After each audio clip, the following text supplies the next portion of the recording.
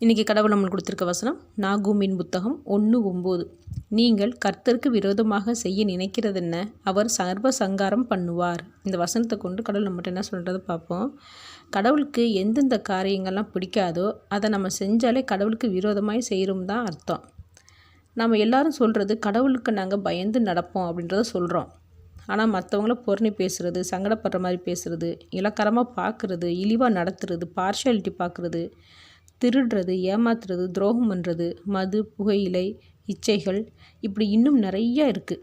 இப்படிப்பட்ட தவறான விஷயங்களை நம்ம செஞ்சோம்னாலேவும் கண்டிப்பாக கடவுள் நம்மளை தண்டிக்க தான் செய்வார்.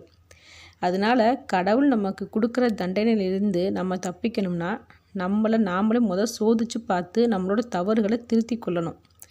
அப்படி நம்ம திருத்தி கொள்ளும்போது நிச்சயமாக கடவுள் நம்மளை மன்னிப்பார். சில சமயம் நம்மளால் சில தவறுகளை செய்யாமல் இருக்கவே முடியாது, நம்மளை கட்டுப்படுத்த முடியாது தான்.